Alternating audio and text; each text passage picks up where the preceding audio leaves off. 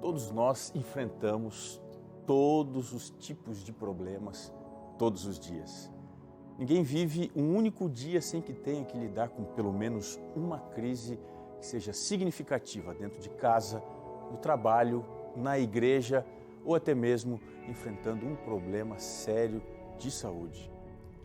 De todos os problemas que nós enfrentamos, as batalhas espirituais são as mais complexas, porque envolve uma realidade que vai além da material. O grande chamado da Bíblia para todos os seres humanos é o chamado ao novo nascimento, que é experimentar a realidade de outro mundo enquanto nós vivemos as limitações deste lugar.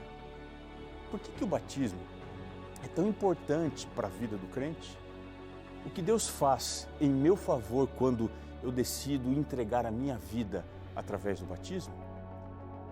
No programa de hoje, nós vamos entender qual é a função do Espírito Santo na ideia e imagem do batismo. Fique ligado, porque o programa começa agora.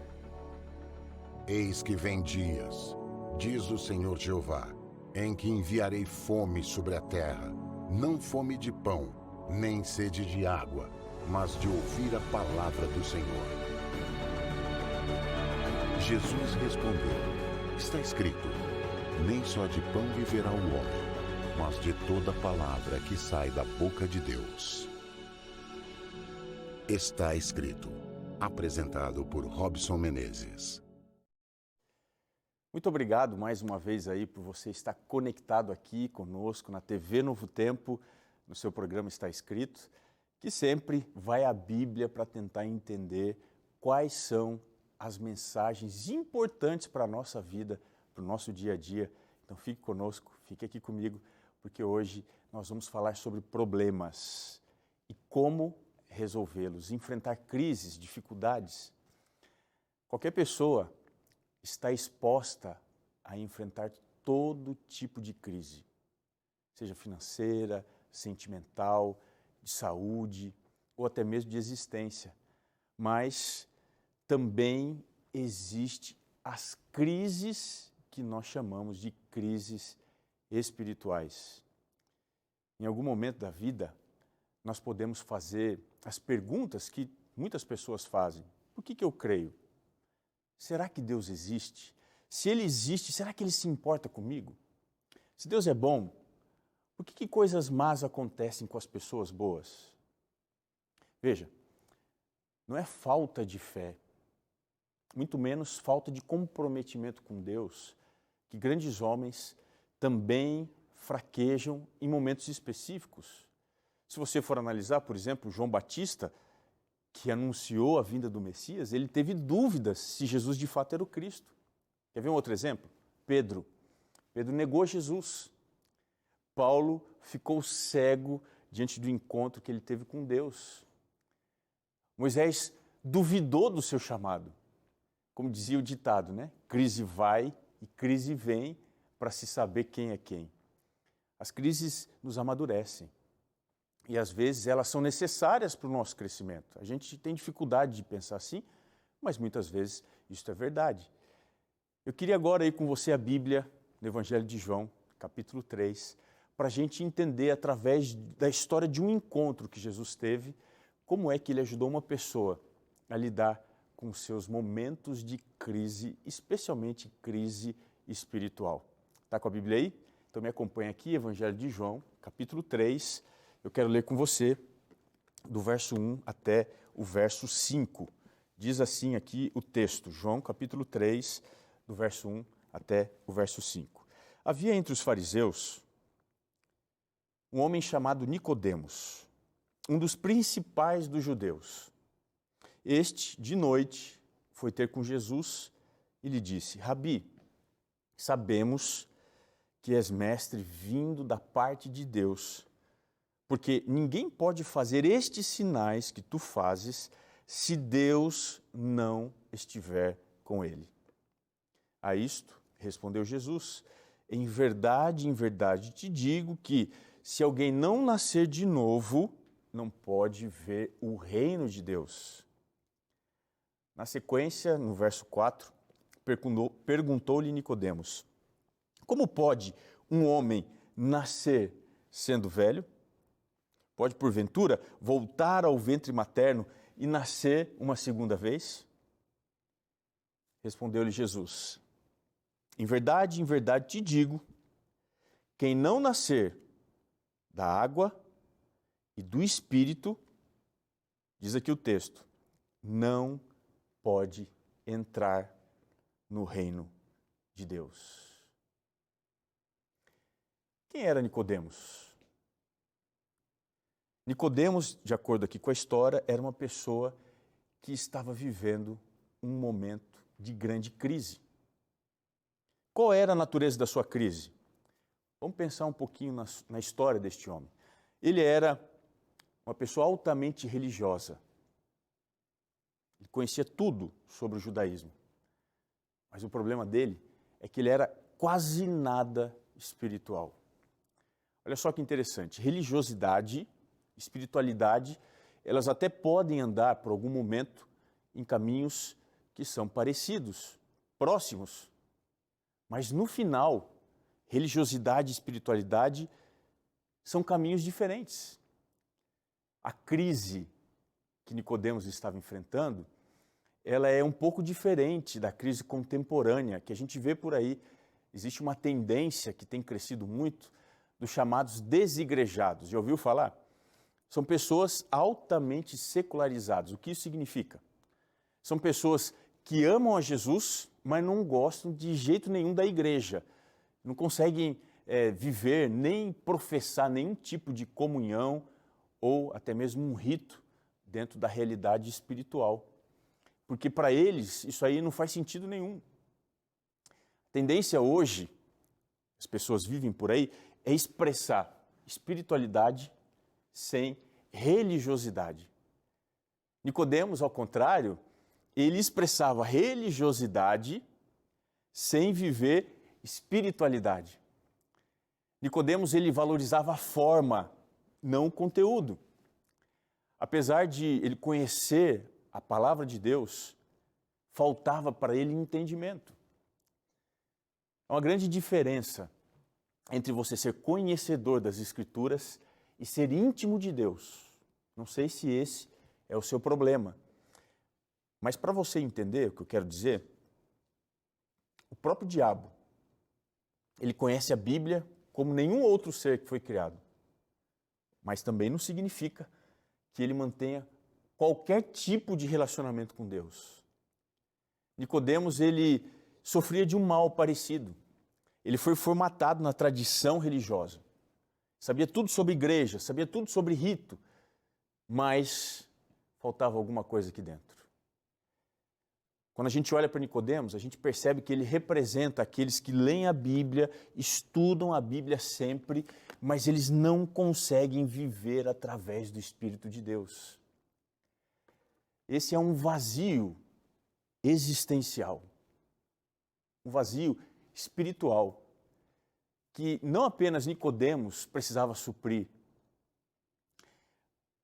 mas ele entendeu o que talvez muitas pessoas têm entendido hoje, que a única solução era ter um encontro com Jesus. Quem sabe, somente assim ele poderia resolver esse problema.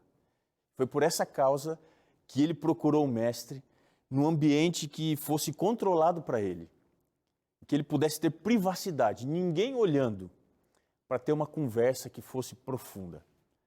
Agora veja, nessa conversa algumas coisas ficam muito evidentes.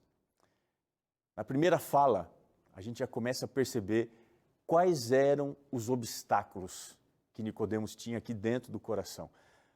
Quando a gente começou a ler a história, você percebeu que ele reconhecia a origem de Jesus. Ele disse assim: Rabi, nós sabemos que és mestre vindo da parte de Deus. Ele tinha dificuldade de responder por si mesmo. Ele sabia que Jesus era vindo da parte de Deus. O verbo aqui sabemos é literalmente o verbo ver. Nessa passagem aqui, ele está na forma plural. Significa que não é apenas um ver com os seus olhos físicos, É um ver, é um enxergar metafórico, que indica que ele estava fazendo aqui uma menção a que as outras pessoas viam ou sabiam ou pensavam sobre Jesus. Ele estava aqui expressando um pensamento coletivo, uma visão do grupo que ele convivia. Não era uma visão dele, não era algo assim que ele havia elaborado por si só. Isso é um problema comum de muita gente, que fala em nome de outras pessoas.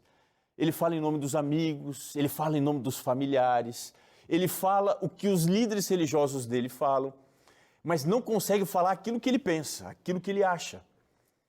No seu momento de intimidade aqui com Jesus, ele não quer saber o que as outras pessoas pensam. O que Jesus fez com Nicodemos, ele faz com você. Ele quer saber o que você, de fato, enxerga da vida. O que você enxerga da sua pessoa. Ele estava perdendo uma grande oportunidade, porque aquele era um momento particular. Mas ele, ainda assim, estava se escondendo atrás da sua posição, atrás da sua tradição. Ele não conseguia conversar com Cristo, argumentar, baseado na sua própria visão. Que tal o primeiro problema de Nicodemos? Não conseguia responder por si.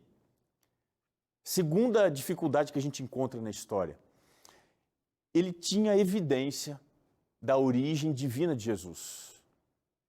Mas qual era o problema? Ele não tinha fé. Ele não tinha intimidade com o Mestre.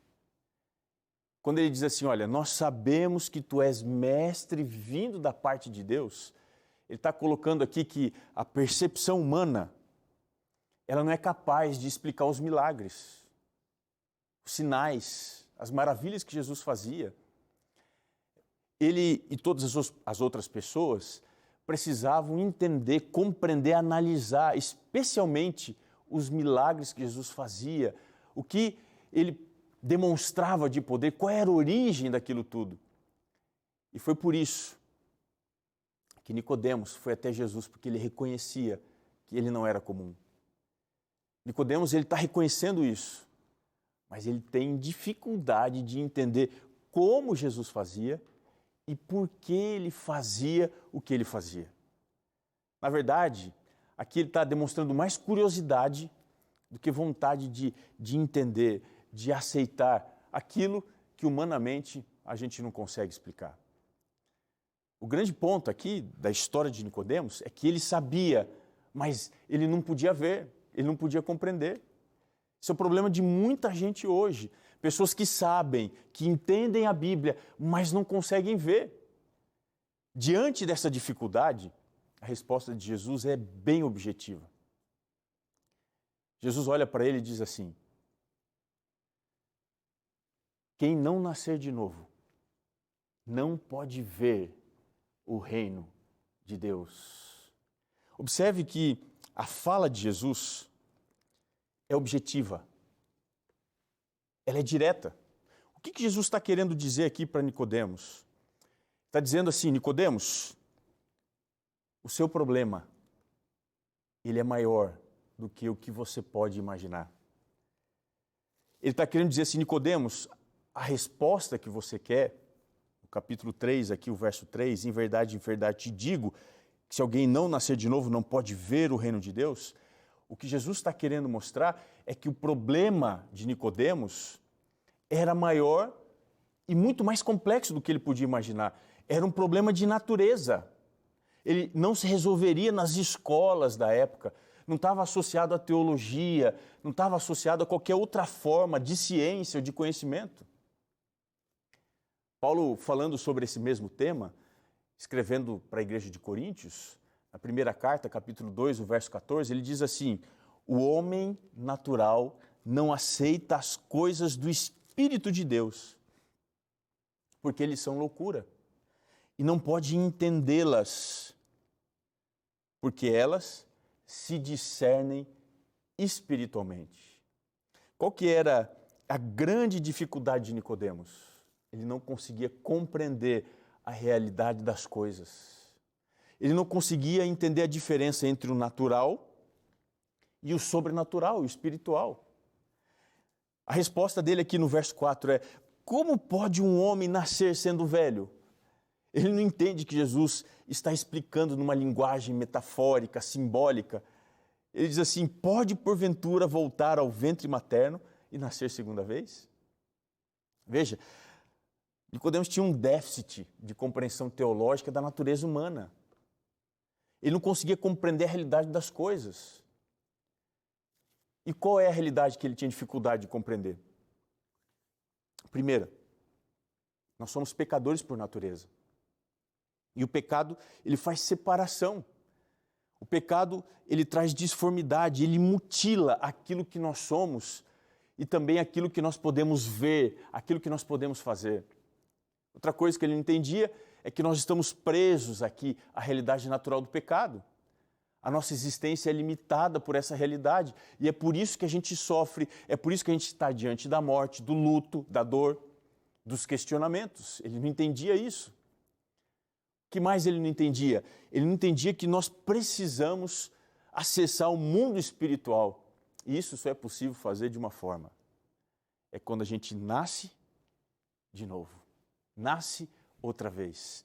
Quando a gente faz isso, nós passamos então a participar da nova criação. A resposta de Jesus é bem específica, é bem exclusiva. Aqui no verso 5, ele amplia o assunto dizendo o seguinte: em verdade te digo, quem não nascer da água e do Espírito não pode entrar no reino de Deus. Olha, só há uma maneira de se perceber a realidade sobrenatural. É você nascer de novo. É o que Jesus disse para ele. Veja, esse mundo tem uma visão limitada da realidade. Aqui a morte, o sofrimento, a angústia não nos permitem experimentar o que está além disso. Você nunca vai poder ser feliz completamente se não experimentar o novo nascimento. Se você não permitir Deus te inserir nessa outra realidade, que é superior, sem sombra de dúvidas, ela é completa, ela é plena. Porque só é possível ver o que a gente não vê naturalmente, que é o reino de Deus. Se você experimentar o que não se vê aqui, nascendo de novo. E aí, você já experimentou isso? Nicodemos tinha uma outra dificuldade para entender isso.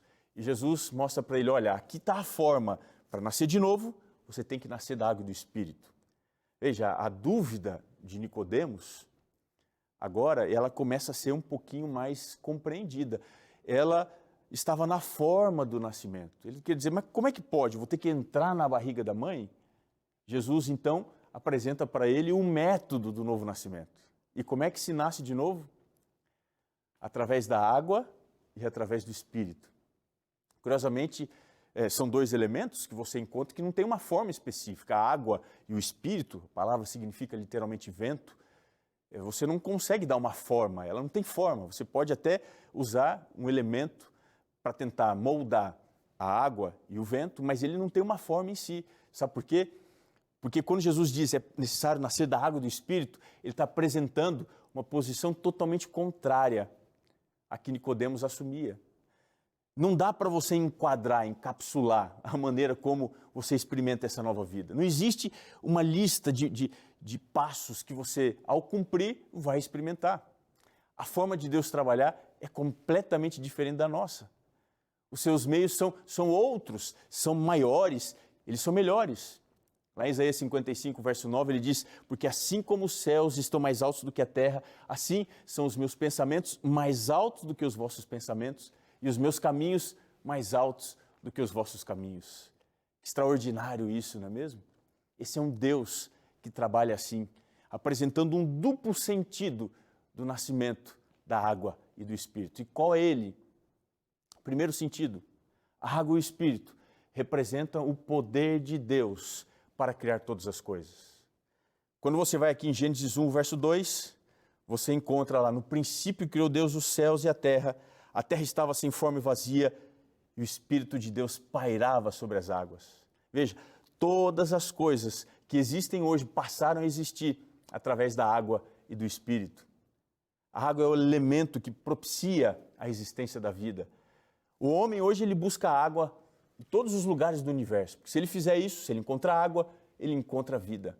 A vida na Terra começou quando o Ruá, o Espírito, o vento, o fôlego de Deus soprou sobre a água. Quando a gente vai lá em Gênesis 2, o verso 7, você encontra aqui uma segunda menção da água e do Espírito. Então formou o Senhor Deus ao homem do pó da terra.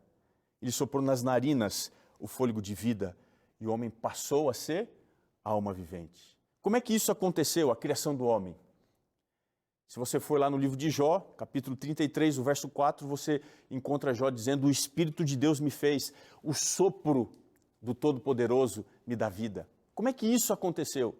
O ato de formar aqui é uma lembrança da obra do olheiro, que usa a água para dar molde ao barro.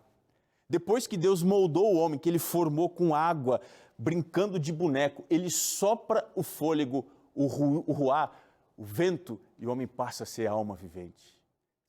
Água e Espírito mostram que quando o Espírito sopra sobre a água, Deus é capaz de trazer o poder sobrenatural da vida. O Espírito de Deus, ele é o agente da criação para agir através dessa maneira, de forma extraordinária, apresentar o poder de Deus de Criador. Mas a Bíblia apresenta uma segunda forma que a água e o Espírito trabalham. Mais do que criar todas as coisas, a água e o Espírito trabalham também para restaurar todas as coisas. Quando você vai em Gênesis capítulo 8, verso 1, você encontra aqui o texto que diz: lembrou-se Deus de Noé, de todos os animais selváticos e de todos os animais domésticos que com ele estavam na arca. Deus fez soprar um vento sobre a terra e baixaram as águas. A vida só foi possível depois do dilúvio, porque Deus usou do mesmo expediente da criação. O vento, o ruá de Deus, soprou sobre as águas do dilúvio. Veja, o que Deus fez em 7 dias na criação é visto aqui também o mesmo poder, o poder do Espírito e da capacidade de dar vida através da água. Agora, mais uma vez, está presente aqui no episódio do dilúvio. Porque Deus não apenas cria todas as coisas a partir da água e do Espírito, Ele tem poder para restaurar todas as coisas. E esse símbolo de água, Espírito e restauração tem um simbolismo especial, espiritual. Quando o povo passou no Mar Vermelho, Deus soprou ali um vento e o mar se abriu. Esse símbolo, ele é muito especial, porque ali também Deus estava restaurando um povo que estava no cativeiro. Paulo, escrevendo sobre isso na primeira carta aos Coríntios, capítulo 10, o verso 1 e o verso 2, diz que o povo, ao passar pelas águas, estava experimentando um novo nascimento, o batismo. Você consegue entender como Deus trabalha? Jesus mostrou que a água e o Espírito é a forma pela qual nós somos introduzidos diante do sobrenatural. Água e Espírito nos apresentam um poder criador de Deus. Água e Espírito nos apresentam o poder redentor, restaurador de todas as coisas. O que Jesus estava dizendo para Nicodemos é: Nicodemos, você está precisando de uma ação extraordinária na sua vida para entender o que você não entende? Você quer acessar um mundo que é diferente e espiritual? Você precisa nascer da água do Espírito. Você precisa conhecer o meu poder como Criador de todas as coisas. Você precisa entender que o Espírito é capaz de criar tudo do nada. Nicodemos, você quer nascer da água e do Espírito? Você precisa entender que o poder do Espírito é capaz de restaurar aquilo que foi destruído pelo pecado. Essa é a nova criação. A criação que todos aqueles que experimentam nascer da água e do Espírito entendem que o mais importante não são os elementos naturais desse mundo, mas são os elementos sobrenaturais do reino de Deus. Nascer da água e do Espírito é viver uma vida de restauração de todas as coisas. Não sei se você está precisando experimentar o poder do Espírito na sua vida, na sua família, no seu emprego. Como Nicodemos, vá a Jesus, mas obedeça a sua ordem. Talvez eu esteja falando aqui hoje para você que ainda não experimentou o que é nascer da água e do Espírito. Jesus está chamando você hoje para experimentar o poder de Deus, do Espírito, através da cerimônia do batismo. Quando você desce as águas, você não está entrando em uma religião. Você não está passando a fazer parte de um grupo denominacional. Você está entrando no reino de Deus. Você está vendo o reino de Deus. Você está compreendendo os bastidores da ação do extraordinário desse Deus tão poderoso. Por isso que hoje o chamado de Jesus para você é: quem não nascer da água e do Espírito não pode entrar no reino de Deus. Deixa eu te perguntar, esse mundo para você está bom como sendo o seu destino final? Você acha que é bom sofrer, ficar angustiado, passar por tantos problemas e viver como se tudo que tivesse seria a lágrima, o vazio, o sofrimento? Quero te convidar agora a experimentar esse poder sobrenatural. Se você ainda não é batizado, entregue sua vida a Jesus. E eu quero fazer uma oração nesse momento, pedindo o poder do Espírito para que você tome a sua decisão hoje. Você pode orar comigo? Senhor, aqui estamos nós, clamando por esse poder, poder da água e do Espírito, para experimentar o extraordinário na nossa vida, para entrarmos no reino de Deus. Ajuda este amigo, esta amiga que acompanha o programa Está Escrito a tomar sua decisão ao lado de Cristo e do reino de Deus. Qualquer dificuldade que impeça isso, remova agora. Abra os olhos e dê uma nova experiência ao lado de Jesus e do seu reino.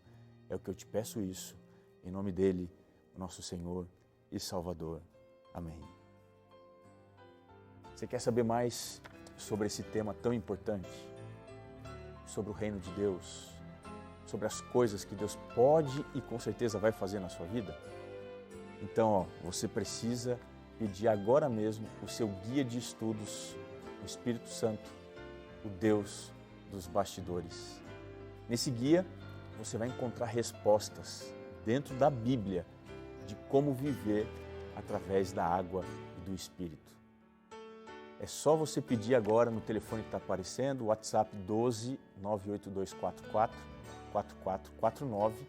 Você vai mandar uma mensagem, vai receber um link, clica nesse link e ao preencher ali, coloque o seu melhor endereço, que você vai receber sem custo algum esse guia de estudos para entender mais. Eu tenho certeza que vai te abençoar demais a sua vida e a sua família.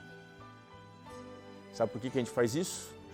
A gente agradece aqui, quero falar em nome de toda a nossa equipe, toda a nossa direção aqui. Quero agradecer você, anjo, que com as suas doações tem sustentado aqui o programa Está Escrito. Muito obrigado aí, porque você confia no nosso trabalho. Se você não é anjo, é só ligar para a gente no 0 Operadora 12 21 27 30 30 e diga: eu quero ser um anjo. Nosso programa está chegando aqui ao final. Quero me despedir de você, relembrando as palavras de Jesus. Está escrito: nem só de pão viverá o homem, mas de toda a palavra que procede da boca de Deus. Um grande abraço para você, que Deus te abençoe, graça e paz do Senhor Jesus. Nos encontramos de novo aqui no seu programa Está Escrito. Até lá.